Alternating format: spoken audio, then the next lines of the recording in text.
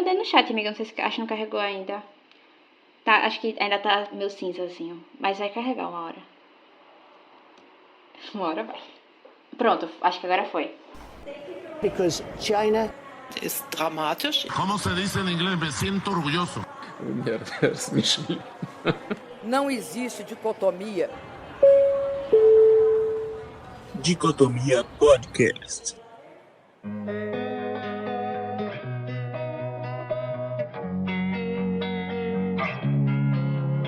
Olá, ouvinte do Dicotomia Podcast. E aí, como você está? Espero que esteja tudo bem.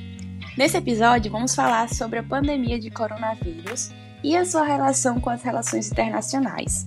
2 anos já se passaram desde que a OMS anunciou a pandemia de coronavírus e muitas coisas aconteceram durante esse tempo. E com isso, também pesquisas e estudos foram desenvolvidos durante esse cenário de incerteza, de insegurança e de medo, e assim também conseguimos algumas respostas, mas também mais dúvidas e mais perguntas. E é por isso que eu e Paula, manda um oi aí, Paulane. Olá, galera que nos ouve, como vocês estão? Então vamos tentar ao máximo trazer algumas questões relacionadas ao impacto e aos desafios da pandemia nas relações internacionais. Então, acho que pra gente começar, assim, os nossos debates sobre a Covid, nesses 2 anos, depois desses 2 anos, a gente tem que lembrar que a crise advinda da pandemia, ela é tanto um problema político quanto uma tragédia de saúde pública. É muito difícil pra gente falar sobre a Covid, falar dentro do âmbito das relações internacionais e acabar não citando como ela afetou o dia a dia, a forma como as pessoas lidaram no seu cotidiano com essa tragédia que está sendo, apesar de agora ter melhorado bastante a situação, da Covid-19 nas nossas vidas, não é, amiga? Sim, foi um evento global e único em nosso tempo. E a gente também, como você mesmo falou, a gente também tem que entender que o coronavírus ele atacou pessoas, E a pandemia, ela atacou, no caso, as sociedades e seus governos, Então, a gente acaba meio que pensando por esses dois lados. Esse novo vírus, ele acaba atingindo nós, seres humanos, De maneira muito forte, digamos assim. E foi muito surpreendente também. Mas também o contexto pandêmico, ele, no caso, ataca governos nacionais, ele ataca, no caso, também as organizações internacionais, as OIs. O nosso corpo humano, nós como seres humanos, nós não sabemos como reagir. Foi como é um vírus novo. Nosso corpo não estava preparado para reagir a esse vírus. E também os governos e as organizações internacionais também não estavam preparadas para poder encarar esse vírus e também encarar todo esse cenário de pandemia, Então, para poder falar um pouquinho hoje, eu vou usar um artigo muito interessante de 2 autores, o Lima Gonçalves, que eu vou deixar lá no Instagram, que eles vão ressaltar alguns pontos que eu também vou trazer aqui, alguma dessas questões algum desses pontos. Bem, o que diversos analistas sempre estavam ressaltando é justamente a questão da falta de preparo para situações como essas. E claro que como a pandemia do coronavírus nos atingiu, foram assim em proporções inimagináveis, eu me questiono, e outras pessoas também tenho certeza que se questionam, se realmente seria possível mesmo ter esse preparo prévio para essa situação, se governos e organizações internacionais realmente teriam essa capacidade. Realmente, amiga, é uma questão e tanto para se pensar assim. Será que teria sido muito diferente? Existe a possibilidade de ter sido diferente, isso parece um pouco claro pra gente, mas teria sido muito diferente do que aconteceu? É meio complicado de se resolver essa questão. E a gente também consegue observar que mesmo sendo uma pandemia que teve uma proporção, como eu já tinha dito, inimaginável, né, digamos assim. Durante a nossa história, durante a história da humanidade, outras pandemias também já aconteceram. Como eu também trago aqui como exemplo, a questão da influenza, que é mais ou menos 100 anos atrás, né? A gente viu que o mundo vivenciou essa pandemia que foi causada por uma gripe também. Então a gente viu o quanto uma gripe poderia causar num cenário internacional. A influenza também é conhecida como a gripe espanhola. Alguns estudos apontam que ela pode ter ocorrido o seu surgimento nos Estados Unidos ou na França e foi desencadeada durante a Primeira Guerra Mundial. Então, imagine como foi complicado nesse período, né? E a maior parte das vítimas dessa pandemia não ocorreu na Europa, e sim na periferia do nosso sistema internacional. Então, até trago aqui um dado de um historiador, ele é historiador e urbanista, é o Mike Davis. Entre 12 milhões e 19 milhões de mortes ocorreram apenas na Índia. E mais ou menos, e mais ou menos 2 milhões de mortes na Europa, sabe? Enquanto nos Estados Unidos também foi um pouco menor que na Europa, mais ou menos 700 mil mortes. Então a gente consegue ver esse reflexo, né? Que onde atingiu mais em países periféricos como a Índia, ao invés de em países como a Europa. E isso se dá por diversas razões, né? Muitos estudos também se aprofundaram o porquê essa mortalidade maior nas periferias, nesses países periféricos. E a gente pode apontar aqui, por exemplo, elementos estruturais, né? Como falta de higiene, saneamento básico, são coisas que a gente conseguiu perceber durante a pandemia de coronavírus também, que coisas básicas como lavar as mãos, usar álcool em gel, usar máscara, tiveram que ser passadas e repassadas diversas vezes para que o maior número de pessoas conseguissem seguir esses protocolos de biossegurança, de saúde. Sim, só para fazer um adendo, amiga, dentro da sua fala, eu lembro que quando começou a pandemia, a regra, assim, era lavar as mãos por 20 segundos. E aí, 20 segundos é o trecho exato do refrão de Oops, I Did It Again, da Britney Spears. Então era só você lavar as mãos, enquanto cantarolava Oops, I Did It Again, o seu refrão muito bom. E aí tava tudo limpinho, a mão estava completamente sanitarizada. Sanitarizada, exato. Tá vendo? Então, foram essas medidas, né, que vários governos tiveram que estar repassando para sua população para poder, que são medidas de higiene básica, né, que todo mundo deveria estar sabendo. Então, são coisas cruciais. Bem, e daí nós temos a questão chave da pandemia, quando a gente relaciona com as relações internacionais.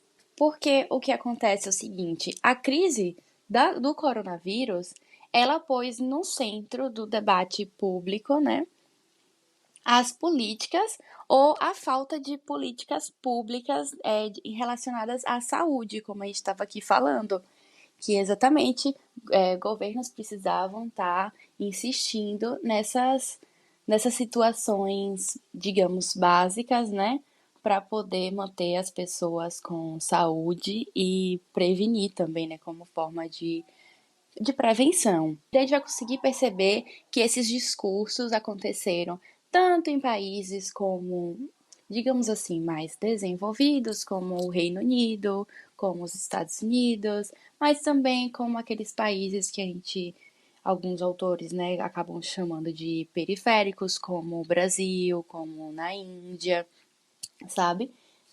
E a gente consegue perceber, então a gente consegue perceber nesse cenário essa preocupação.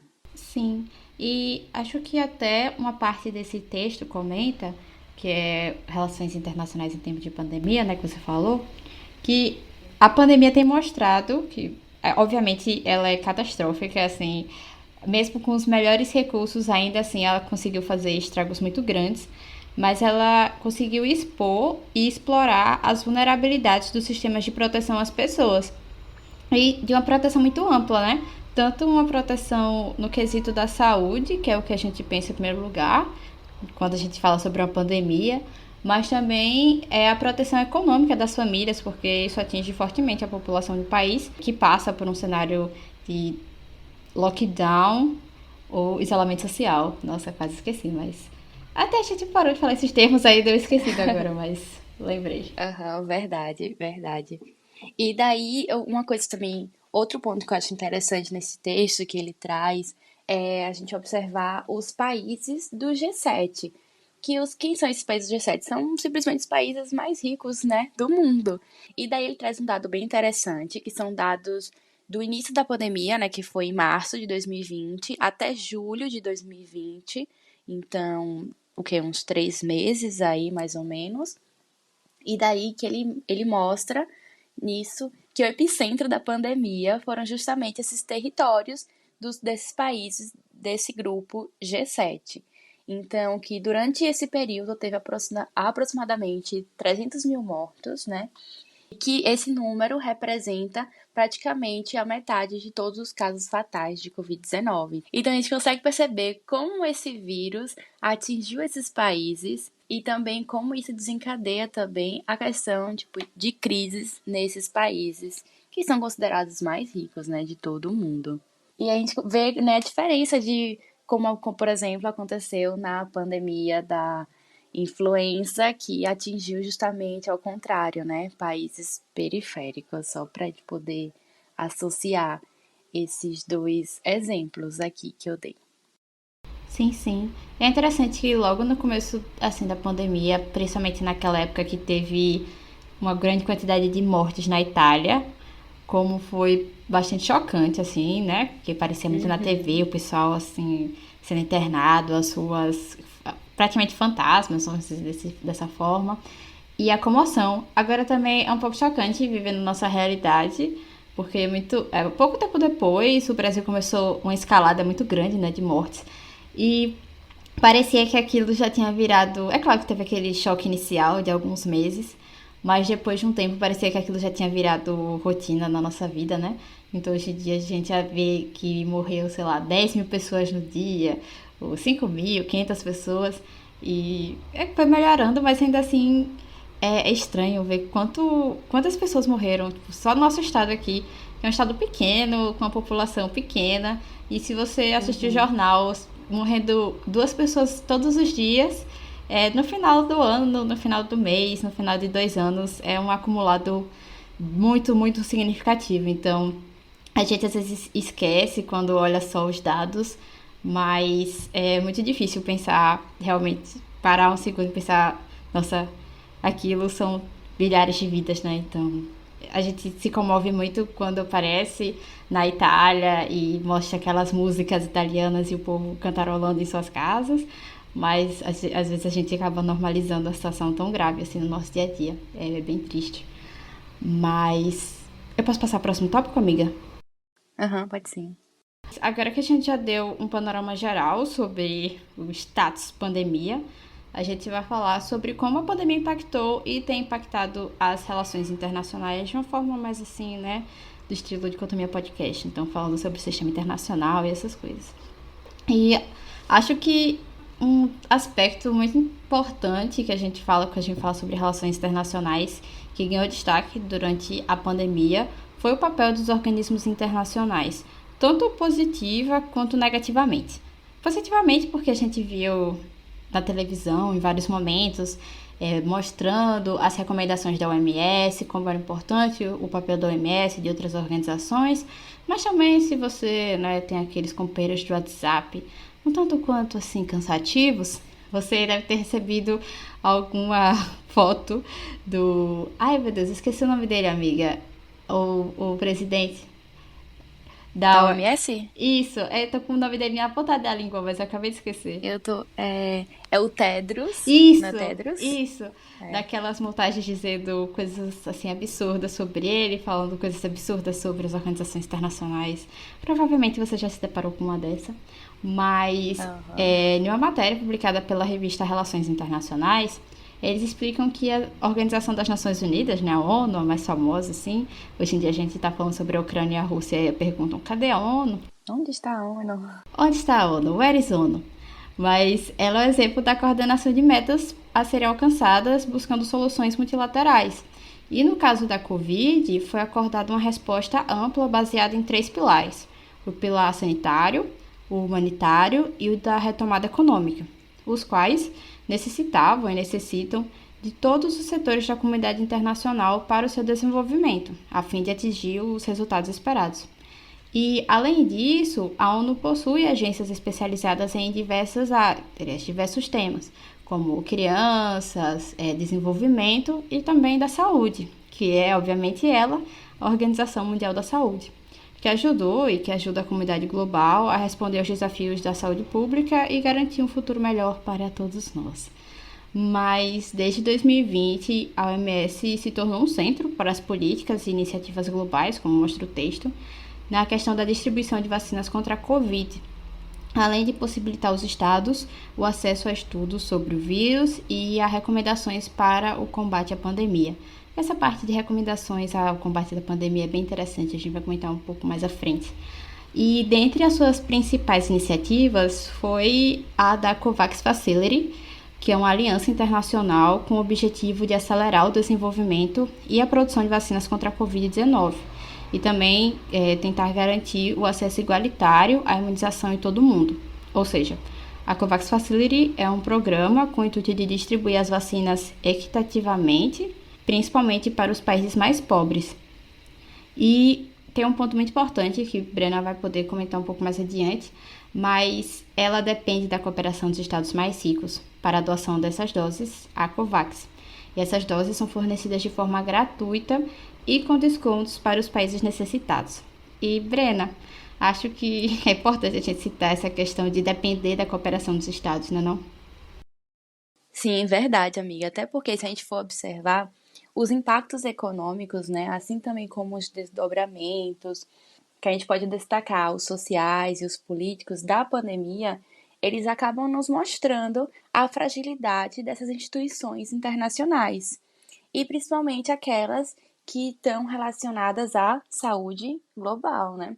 E isso vai acabar expondo as vulnerabilidades constitutivas, né? No caso, a profunda dependência aos estados nacionais, não é mesmo? Sim, e é um tanto quanto interessante ver essa questão da profunda dependência dos estados nacionais, porque a gente sabe que quando a gente comenta sobre as instituições internacionais, como eu falei logo no início sobre cadê a ONU quando a gente fala sobre a Ucrânia e a Rússia, é porque as organizações internacionais, elas são formadas por estados. Então, quando você faz, vamos fazer um programa, um consórcio, iniciativa dentro dessas instituições, elas precisam ser aceitas e principalmente seguidas, né, pelos estados nacionais para que elas consigam ter uma continuidade e chegar aos resultados alcançados e chegar aos resultados esperados. Só que é um tanto quanto interessante perceber esse ponto da dependência dos estados nacionais, porque, por outro lado, quando eu falei das críticas às organizações, a gente pode pensar em figuras importantes que fizeram críticas à ONU, mas à OMS e tantas outras organizações internacionais, mas principalmente nesse contexto da Covid, figuras públicas importantes, como o ex-chanceler brasileiro Ernesto Araújo, falam que as instituições, principalmente nesse contexto da Covid, mais uma vez, que elas queriam se sobrepor aos estados. Elas queriam ter um poder supranacional e elas seriam coordenadas sob a égide de uma nova formulação, de uma reformulação global contra a liberdade. Então, a gente vai procurar se tem os vídeos, porque os textos escritos, transcritos no site do MRE, vocês podem encontrar com muita facilidade. É só ir MRE e discursos e vocês vão encontrar lá. Mas se a gente tiver o áudio, a gente vai inserir aqui no episódio. porque em setembro de 2020, o nosso ex-chanceler ele fez uma série de discursos que continham críticas fortíssimas às organizações internacionais, principalmente a OMS, no que se refere ao combate à pandemia. Ele falou que as ações da OMS estavam extremamente aquém das expectativas e que elas queriam ser órgãos de controle da verdade, que queriam, bem estranho assim, e que queriam impor o sanitariamente correto. Lembram daqueles humoristas super chatos que falavam sobre politicamente correto? Eu não sei o que, a crítica ao politicamente correto. Também existiu a onda do sanitariamente correto, foi criticado. Então, a gente vê que existe essa reformulação de discurso, né? A gente fala que as organizações precisam dos estados, mas aí chegam pessoas importantes e dizem, não, as organizações, elas querem impor aos estados e fazer coisas que não são boas, que não são benéficas e que não pensam em outras coisas. Por exemplo, uma das críticas é que a OMS só pensava na questão da saúde, que a ONU só pensava na saúde, mas como eu falei anteriormente, as ações da ONU foram baseadas em 3 pilares: o pilar sanitário, o humanitário e também o da retomada econômica. Essa parte não foi ignorada, mas nos discursos muitas vezes apareciam como se não ligassem para o retorno econômico, para as vidas que estariam sendo afetadas pelo desemprego e todas essas coisas, né? Então a gente tem que sempre prestar bastante atenção nisso. É fundamental que, diante de uma emergência como essa, não surjam pretensões de estabelecer órgãos de controle da verdade, né? Não pode ser a mídia, nem nenhum organismo internacional que decidam o que é verdade. A verdade pode surgir apenas da livre circulação de informações, da interação entre todos os tipos de agências de pesquisa, seja públicas, seja privadas, e cidadãos individuais. Aqui no Brasil, talvez em outros lugares, aquilo que a gente talvez pudesse denominar o sanitariamente correto, assim como existe o politicamente correto, que é um grupo de dogmas que aponta aquilo que pode ser dito, aquilo que não pode ser dito, aquilo que pode ser discutido e aquilo que não pode ser discutido. Agora, na Covid, surgiu uma tentativa de se controlar a partir de finalidades políticas e não científicas a verdade do tratamento, a verdade do isolamento social e outros aspectos da pandemia. Nos leva também à necessidade de repensar as instituições multilaterais que estiveram envolvidas no enfrentamento da pandemia, começando pela Organização Mundial de Saúde, OMS. A OMS, com toda a importância que se lhe reconhece, que o Brasil reconhece, pecou por incoerência e por falta de transparência em momentos decisivos. Temos que rever a OMS, temos que rever a sua resposta à pandemia, sem nenhum ânimo de contestação, mas com ânimo de justamente chegar à verdade dos fatos e nos prepararmos melhor para futuras situações como essa. Essa revisão da OMS tem que ser parte de um repensar, a nosso ver, do sistema multilateral. E quando a gente fala do Brasil, mas também de tantos outros países, Briana falou sobre o G7, a gente vê como a pandemia impactou também a popularidade de certos líderes mundiais importantes, como Donald Trump, mas não só ele. Tem uma matéria que foi publicada pelo Nexo, que explica que uma pesquisa realizada pelo Centro para o Futuro da Democracia, da Universidade de Cambridge, no Reino Unido, com uma volumosa base de dados, concluiu que a pandemia de coronavírus reverteu o aumento do populismo no mundo, afetando partidos e a aprovação de líderes com esse perfil. E eles citam 3 razões principais para esse arrefecimento da onda populista no mundo. E especificamente o número 2 eu achei um tanto quanto peculiar, mas vale destacar aqui no podcast. O primeiro é que líderes populistas teriam lidado mal com a pandemia de coronavírus. Eles teriam sido classificados como piores pela população, como uma fonte de informação sobre o tema, e ao mesmo tempo teria aumentado a confiança das pessoas em especialistas. Já a segunda razão, e essa achei um tanto quanto interessante, é que existiria a evidência do declínio da polarização política. E eles explicam que enfrentar uma crise comum, como a do coronavírus, provou ser um evento unificador para as pessoas em muitas sociedades. Será? Então, eu acho estranho. É estranho. Mas, assim, eu não tenho os dados, né? Tipo, eu não fiz toda a pesquisa, não sei quantos mil exemplos, não sei quantos mil dados, mas, assim, foi um pouco estranho ao ler isso. Eles explicam que com a pacificação de ressentimentos, fica mais difícil para políticos desse espectro mobilizarem apoio. Tá certo, né? Não foi que a pesquisa. Mas, e a terceira é que a pandemia teria reduzido a divisão econômica, que, de acordo com o estudo, regiões deixadas para trás economicamente mostraram os maiores declínios de apoio a atitudes populistas. Assim, foi uma pesquisa feita, né? A gente tá repassando aqui. Tem pontos que eu acho meio estranhos, mas essa questão de líderes populistas lidarem mal com a pandemia mostrou esse declínio da popularidade dessas figuras que ganharam bastante repercussão nesses últimos anos. Passou um carro aqui. Amiga, e eu também queria trazer mais uma questão aqui, que até quando o Paula estava falando sobre, e a ONU? Cadê a ONU? Mas também algumas pessoas se indagaram. Mas se tivesse uma liderança global, cadê? Não tem um líder global para poder auxiliar nessa situação? É tanto que a autora Sara Toledo, que eu também vou deixar lá no nosso Instagram, a referência certinha, ela até fala que o ex-secretário-geral da OMS, né, o Tedros Adhanom, se eu não me engano é assim que se pronuncia o nome dele. Gratidão.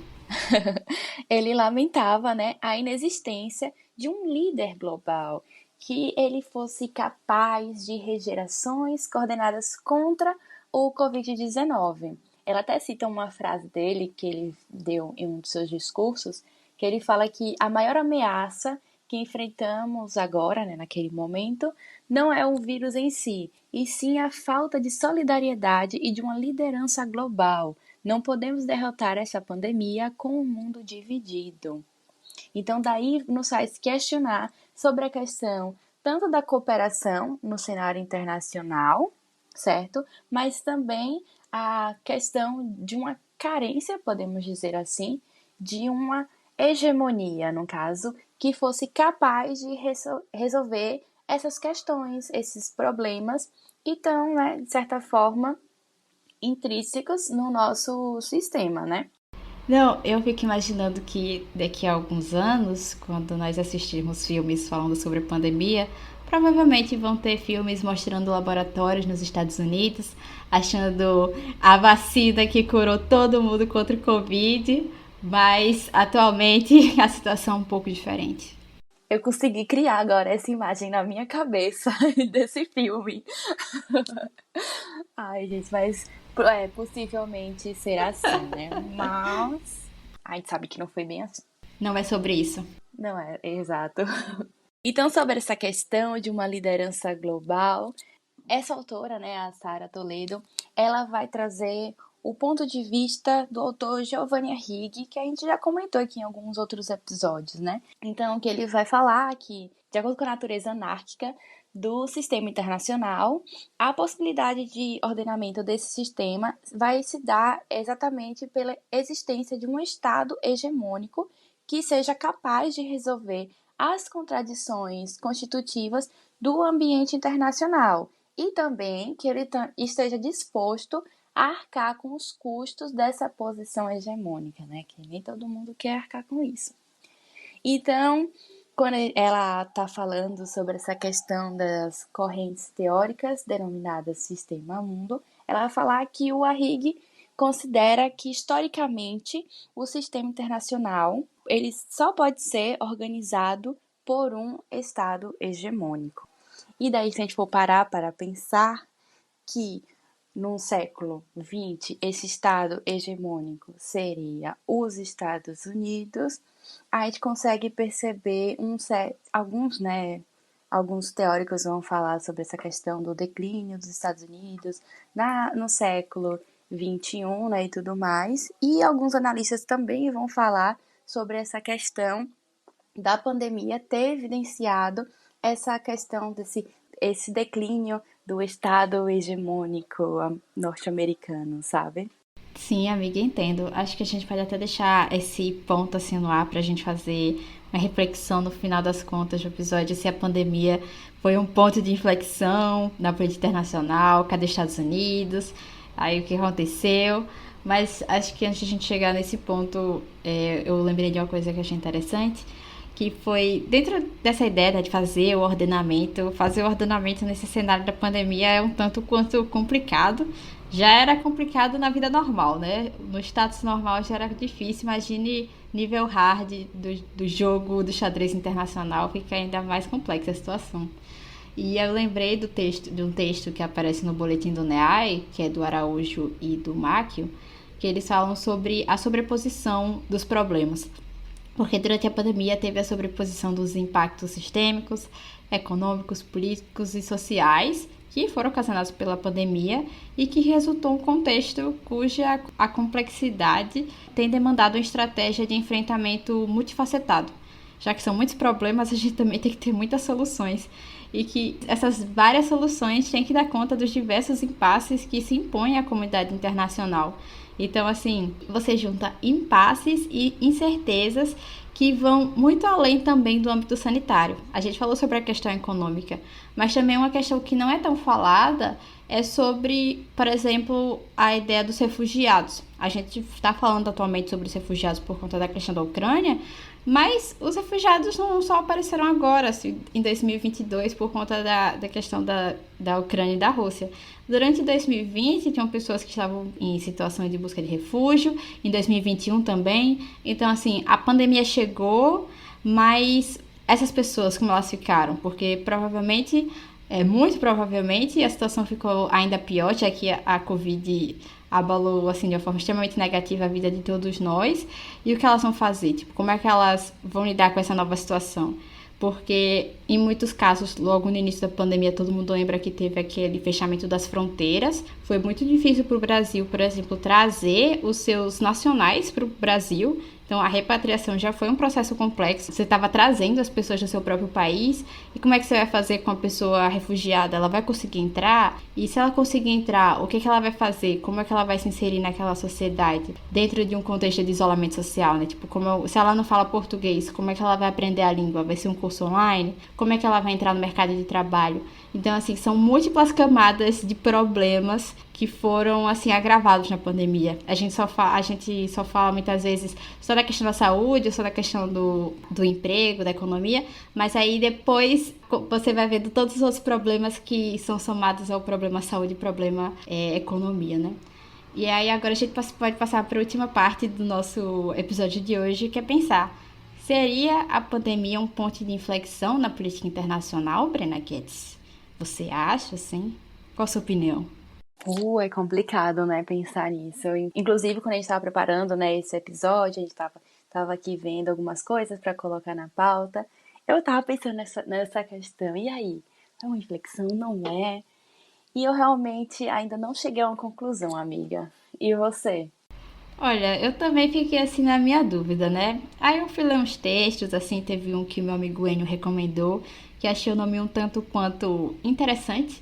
O nome do texto é The Song Remains the Same, International Relations After COVID-19. Caraca, hein? Valeu aqui o curso de inglês, patrocínio e incorporação Paula Renata, mas o texto vai estar lá nas nossas referências do Instagram. E no final das contas, ele faz essa análise, né, sobre como ficou ou ficará as relações internacionais depois da Covid.